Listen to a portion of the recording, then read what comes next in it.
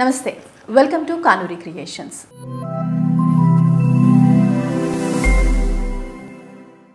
ఇవాళ మనతో పాటు ఉన్నారు life coach and numerologist Harini గారు. మాట్లాడతాం. నమస్తే అండి హరిణి. నమస్తే అండి. హరిణి గారు, ఈ నెగిటివ్ని ఎందుకు ఎక్కువగా అట్రాక్ట్ చేసుకుంటూ ఉంటాం? మీరు అన్నారు ఎక్కువగా నెగిటివ్గా ఆలోచిస్తూ ఉంటామని. నెగిటివ్ ఎందుకు అట్రాక్ట్ అవుతుంది మనకి? ఈ లా ఆఫ్ అట్రాక్షన్ దీని గురించి ఏమైనా చెప్పారు? అసలు నెగిటివ్ ఎందుకు అట్రాక్ట్ అవుతుంది అంటే, మనకి చాలా మంది చూడండి, ఎక్కడైనా సరే ఒక మంచిని మనం విస్తరింప చేయాలని చాలా కష్టం. చెడు అనేది చాలా ఈజీగా అట్రాక్ట్ చేయగలుగుతాము. ఏదన్నా వద్దు అనుకుంటే దాన్నే ఎక్కువ మనం ఆలోచన చేస్తాం. ఇప్పుడు ఇక్కడ వెళ్తున్నాము, మీకు కళ్ళు మూసుకోండి ఒకసారి. మీకు కోతిని చూడొద్దు, వెళ్ళే దారిలో మీరు కోతిని చూడొద్దు, కోతితో మాట్లాడొద్దు, దాన్ని ఇంకా కూడా ఏమి పట్టించుకోవద్దు. మీకు ఇప్పుడు ఏం కనిపిస్తుంది? కోతి కనిపిస్తుంది.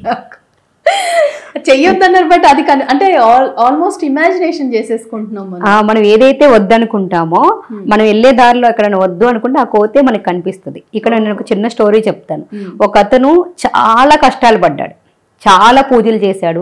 అంటే ఇక్కడ పూజలు మనం వింటాం కాదు, ఇది రియల్ గా ఒక మన దాంట్లో ఒక స్టోరీ, నేను విన్న స్టోరీ. ఒక అతను ఎన్నో కష్టాలు పడ్డాడు, ఎన్నో చేశాడు, ఎంతో మంది ఎన్నో చెప్తే కొన్ని పూజలు చేశాడు, కొన్ని రకాల చేంజెస్ చేసుకున్నాడు, అన్ని రకాలుగా వెళ్ళిపోయాడు. అయినా తనకి సంతోషం లేదు, ఏమీ లేదు. అయినా కూడా మళ్ళీ అలాగే వెళ్తా ఉన్నాడు. మళ్ళీ ఇంకొకళ్ళు ఎవరో చెప్తే అక్కడికి వెళ్ళాడు, అక్కడ పని చేసుకుంటూ వచ్చాడు. కానీ తనకి సంతోషం లేదు, కష్టాలు అలాగే ఉన్నాయి, చాలా ఊబిలోకి ఇరుక్కుపోతానే ఉన్నాడు. అయితే ఒక అతను చెప్తాడు, ఒక సాధువు ఉన్నాడు, ఆ సాధువు దగ్గరికి వెళ్ళి ఆ సాధువుని కలువు, ఒకసారి నీ కష్టాలు ఏమైనా తీరొచ్చేమో అని చెప్తాడు. ఆ సాధువు దగ్గరికి వెళ్తే ఆ సాధువు అంటాడు, ఏమని, నాన్న నువ్వు ఇప్పటి వరకు కష్టాలు పడ్డా వచ్చావు, ఓకే అయిపోయింది, బట్ ఇప్పుడు నేను చెప్పింది చెయ్యాలంటే నేను ఏది చెప్తాను అదే నువ్వు నిరంతరం పఠిస్తూ ఉండు, అది పఠిస్తూ ఉంటే నువ్వు ఏదైనా కూడా సాధించగలుగుతావు అని చెప్తాడు. సరే అని చెప్పి అతను ఏం చేస్తాడు, ఏం చేయాలి స్వామి, నువ్వు ఎలా చెప్తే అలా చేస్తాను, నాకు ఇప్పటి వరకు నేను డబ్బులు చాలా ఖర్చు పెట్టాను, నేను డబ్బులు ఏమి ఇవ్వలేను, నువ్వు నాకు ఏదైనా సరే ఈసారి నాకు వచ్చిన కష్టాలు తీరాక నాకు వచ్చిన డబ్బులతోటే నీకు ఇస్తాడు, నాకు నువ్వు డబ్బులు ఏమి ఇవ్వక్కర్లేదు, నేను ఏదైతే చెప్పానో దాన్ని ఇంప్లిమెంట్ చేసుకుంటా వెళ్ళు, నాకు అదే చాలంటాడు. ఏం చెప్తాడు, ఇప్పటి వరకు నేను చాలా సంతోషంగా ఉన్నాను అని చెప్పుకుంటా వెళ్ళు అని చెప్తాడు. అంటే పడుకున్నా చేసినా ఏం చేసినా సంతోషంగా ఉండు, ఇదే నువ్వు మననం చేస్తూ ఉండు అని చెప్తాడు. అన్నీ వెళ్తూ ఒక మాట చెప్తాడు, నాయన నీకు దారిలో కోతులు కనిపిస్తాయి, కోతులను పట్టించుకోకుండా నువ్వు వెళ్ళి నీ ఇంట్లో నువ్వు పని చేయు అన్నాడు. అంటే తనకి ఎప్పుడు లైఫ్ లో కోతిని చూడలా, ఇచ్చేలా. స్వామి ఏం చెప్పాడు, నువ్వు ఏదైతే నేను సంతోషంగా ఉన్నానని మంత్రాన్ని పఠించమన్నాడు. అంటే నీకు నెగిటివ్ ఆలోచన ఏదొచ్చినా ఫస్ట్ చెయ్యు అనుకుంటే వెళ్తున్నాడు అంటే ఎక్కడ చూసినా ఆయన కోతులే కనపడతాను. ఇక్కడ నుంచి బయలుదేరి ఇంటికి వెళ్ళే వరకు వెళ్తాడు, ఇదేంటి స్వామి కోతులను చూడొద్దన్నాడు, నాకు కోతులే కనపడుతున్నాయి చేస్తున్నాయి అని చెప్పి తను అనుకుంటాడు. మళ్ళీ వెళ్తా ఉంటాడు, ఇంటికి వెళ్ళి కూడా భార్యను పిలవాల్సిన పోయి కోతి నాకు అన్నం పెట్టు అంటాడు. కోతిని స్వామి మళ్ళీ కోతిని చూడొద్దన్నాడు, నేను సంతోషంగా ఉన్నాను, మళ్ళీ సంతోషంగా ఉన్నాను అనుకుంటాడు. అలా నైట్ పడుకుని పోయిన తర్వాత పొద్దున్నే ఇలా కాదు, నాకు వద్దనుకుంటే స్వామీజీని అడగాలి, వెళ్ళి పొద్దున్నే వెళ్ళిపోయి నాకు కోతులు కానీ చూడొద్దు, సంతోషంగా ఉన్నా అంటే సంతోషంగా ఉన్నా అని చెప్పడానికి నాకు కోతులే వస్తున్నాయి అని పొద్దున్నే పరిగెత్తుకుంటూ వెళ్ళిపోతాడు. స్వామి మీరు వద్దన్నారు, చేయొద్దన్నారు, నన్ను సంతోషంగా ఉండమన్నారు, కానీ ఇవే కనిపిస్తున్నాయి అంటే, ఇప్పుడు వరకు నువ్వు చూసింది అదే బయట, నీకు కావాల్సింది సంతోషం, సక్సెస్, దాన్ని పఠించమంటే బయట వాళ్ళేమంటారు వీళ్ళేమంటారు, బయట ప్రపంచం మొత్తంలో నెగిటివ్ మొత్తాన్ని చూస్తున్నావు, నీకు అక్కర్లేని దాన్ని చూస్తున్నావు, నీకు కష్టాలు బాధలు ఇవే కనపడతా ఉన్నాయి, ఎక్కడికి వెళ్ళినా కూడా ఏ పూజ చూసినా ఏం చేసినా కూడా నేను అనుభవించిన కష్టాలు నువ్వు పడిన బాధలే నీకు రిఫ్లెక్ట్ అవుతా ఉన్నాయి. నీ సబ్ కాన్షియస్ మైండ్లో ఏదైతే మన సబ్ కాన్షియస్ మైండ్లో ఉన్న నెగిటివ్ అంతా రిమూవ్ చేసి పదే మనకు కావాల్సిన పాజిటివ్ని మనం నింపుతూ ఉంటే ఆటోమేటిక్గా మనకు కావాల్సింది నీకు పొందుతావు. నువ్వు పూజలు చేస్తున్నా ఏం చేస్తున్నా కూడా అక్కడ మన చిత్తం చెప్పుల మీద భక్తి, ఇక్కడ భక్తి దేవుడి మీద కాదు, చెప్పుల మీదను చిత్తం భగవంతుడి మీద అన్నట్టుగా మీరు అక్కడ ఎంతసేపు నీ ఫోకస్ కష్టాల మీదే ఉంది కానీ అది చేసే పనుల మీద లేదు. ఇక నుంచి ఏది జరిగినా ఎలా ఉన్నా నేను సంతోషంగా ఉన్నాను అని పఠిస్తూ ఉండు, నీ లైఫ్ లో సంతోషం వస్తుంది అని చెప్తాడు. అప్పుడు అర్థమవుతుంది ఆయనకి, ఓకే ఇన్ని రోజులు నేను ఎంత చేసినా కూడా ఎంత కష్టపడ్డా చేసినా నేనంతా నా కష్టాల మీదే ఫోకస్ చేస్తున్నాను, పాజిటివ్ మీద ఫోకస్ చేయట్లేదు, నా జీవితంలో అందుకే ఆనందం లేదు, రోజు రోజుకి కష్టాలు. అంటే మనం ఏదైతే అట్రాక్ట్ చేస్తాం, లైక్ అట్రాక్ట్ లైక్ లాగా మనం ఏది చూస్తే అది మనకి రిపీట్ అవుతుంది. కష్టాలనే ఎక్కువ చూస్తుంటే నెగిటివ్స్ని ఎక్కువ చూస్తుంటే మనకి ఆటోమేటిక్గా మన జీవితంలోకి నెగిటివ్స్ని ఎక్కువ అట్రాక్ట్ చేస్తాం. అదే మన దృష్టి అనేది ఫోకస్ అనేది పాజిటివ్స్ మీద ఎక్కువ చూస్తే మన లైఫ్లో పాజిటివ్స్ అనేది ఎక్కువ వస్తాయి. ఈ సబ్ కాన్షియస్ మైండ్లో మనకి ఏవైతే నెగిటివ్ చిన్నప్పటి నుంచి ఉన్న సరికాని నమ్మకాలు ఏవైతే ఉన్నాయో వాటిని కొన్ని టెక్నిక్స్ ద్వారా మనలో ఉన్న ఈ వేస్టేజ్ అంతా రిమూవ్ చేసి దీంట్లో మనకి ఏం కోరికలు కావాలో వాటిని పాజిటివ్ వేలో సబ్ కాన్షియస్ మైండ్లో మనం నింపుతూ ఉండాలి. ఈ సబ్ కాన్షియస్ మైండ్లో ఈ కాన్షియస్ మైండ్లో ఏంటంటే మనకి 2 రకాల మైండ్స్ ఉంటాయి, conscious mind sub conscious mind ఇంకా ఉంటాయి.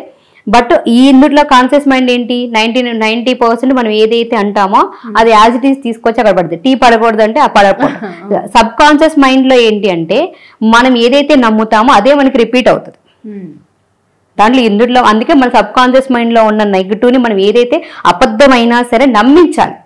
Okay, conscious mind as it is ఎలా ఉన్న లైఫ్ ను మనకి ఇచ్చినప్పుడు మనకి సబ్ కాన్షియస్ మైండ్ లో మన దగ్గర డబ్బు లేకపోయినా, ఆనందం లేకపోయినా, ఐశ్వర్యం లేకపోయినా, ఏదైతే రిలేషన్షిప్ ఇప్పుడైతే ఏ పొజిషన్ లో అయినా ఉండనివ్వండి మీరు, కానీ రాబోయే కాలంలో మీరు ఎలా ఉండాలి, సంతోషంగా ఉండాలా, బాధగా ఉండాలనుకుంటున్నారు, ఏ చోటుకి వెళ్ళాలనుకుంటున్నారో దాన్ని ఇక్కడ మీరు నింపండి.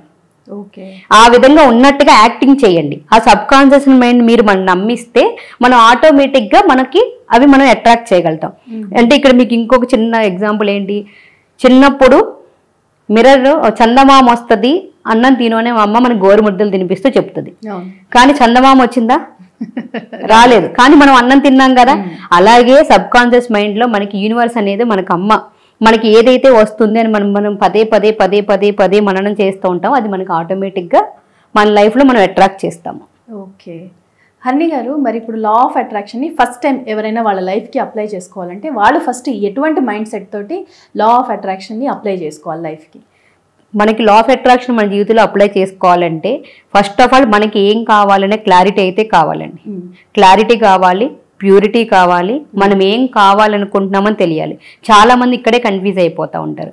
ఒక టెంపుల్కి వెళ్ళి ఒకటి కోరుకుంటా, ఇంకో దగ్గరికి వెళ్ళి ఇంకోటి కోరుకుంటా, ఇంకో దగ్గరికి ఇంకోటి కోరుకుంటాం. ఈ రోజు మనకి డబ్బు కావాలంటే కాసేపటికి రిలేషన్ కావాలనిపిస్తుంది, కాసేపటికి అప్పులు తీర్చుకోవాలనిపిస్తుంది, ఇంకాసేపటికి ఇంకోటి. అంటే మనకి పొద్దున లేచిన దగ్గర నుంచి ఒక పర్ డే ఒకరికి 60,000 థాట్స్ వస్తాయి ఒక రోజుకి, అంటే నిమిషానికి 60 పైనే వస్తాయి. ఇందులో ఏ థాట్ అని మనం పట్టుకుంటాం? కరెక్ట్. సో అందుకని ఫస్ట్ మీకు ఏం కావాలనేది ఒక 10 కోరికల్ని ఫైండ్ అవుట్ చేయండి మీ లైఫ్లో. ఆ 10 కోరికల్ని మీరు ఒక దాని దగ్గర రాసుకోండి. ఆ రాసుకున్న ఆ కోరికల్ని మనం ఏం కావాలనేది పూర్తి క్లారిటీలో ఈ లా ఆఫ్ అట్రాక్షన్ టెక్నిక్ని అప్లై చేస్తూ ఏ మైండ్ సెట్ ఉన్నా పర్వాలేదు ఫస్ట్, కాకపోతే పాజిటివ్ నమ్మకం అనేది మెయిన్, చాలా ఇంపార్టెంట్. ఇది నాకు వచ్చి తీరుతుంది అంటే ఖచ్చితంగా నాకు వచ్చి తీరుతుంది. మన జీవితంలో మనం నమ్మితే ఏదైనా కూడా సాధించవచ్చు. ఆ నమ్మకం అనేది ఎక్కడుంది? మన లోపలే ఉంది. ఆ లోపల మీరు ఇవన్నీ రాసుకుని క్లారిటీగా, ప్యూరిటీగా ఈ టెక్నిక్ ఏంటి, మనం అడగాలి, నమ్మాలి, పొందాలి, పొందినట్టుగా యాక్టింగ్ చేయాలి. ఈ 3 చేస్తాము, యాక్టింగ్ అనేది చేయము. కానీ ఈ రోజు ఇక్కడ మనం ఏదైతే అనుకుంటున్నాం, ఒక 1 year తర్వాత ఈ రోజు ఒక ఎగ్జాంపుల్, మనం ఈ ఒక 1 కోటి రూపాయలు వస్తే ఏం చేయాలనుకుంటున్నామో ఆ 1 కోటి రూపాయలు వస్తే మనం ఎంత ఆనందంగా ఉంటామో ఆ ఆనందాన్ని ఇక్కడ ఎక్స్ప్రెస్ చేయాలి.